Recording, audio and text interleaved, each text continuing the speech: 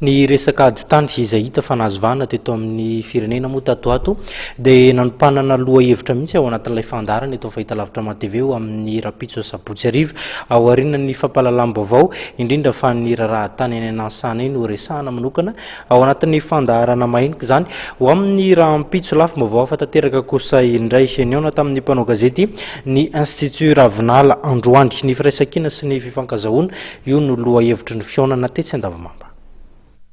Tsikaritra fa ny sarabazana ny malagasy ary niparitaka ny fiarahamonina tao anatin'izay krizy naharitra 5 taona zay araka ny fantatra nandrindra ny valandresaka na rain'adhevitra nampitondraina loha hevitra hoe ny firaisankina sy ny fifankazahoana izay nokarakarain'ny Institut Ravinala eto Andavamamba. Ny Institut Ravinala izay Institut de Culture et de Dialogue dia nanatanteraka conférence anankiray.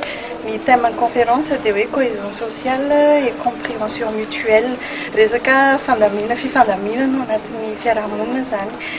Ny antony mahatonga an'ilay hoe cohésion sociale satria diso fantatritsika loatra n'izao fotoana izao fa anisan'ny tena anankiray ilayntsika eto Madagasikara izay resaka fifandrindrana eo amin'ny fiarahamonina izay satria fantatritsika loatra ny hoe inona zavatra mety hoe na tsy tenina tao anatin'ny 5 taona nisin'ny krizy fotsiny dia tena nisy dia nisy koa ny fisaraham-bazana izay zavatra hitantsika. Ny famerenana ny firaisankina ho fanamafisana ny fiarahamonina io ny tanjon'ity valandresaka narain'adhevitra ity.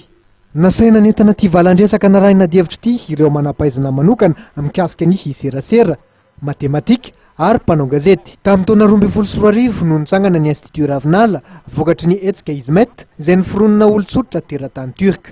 Andriamato Hassan Ouchar no mitantana azy ity.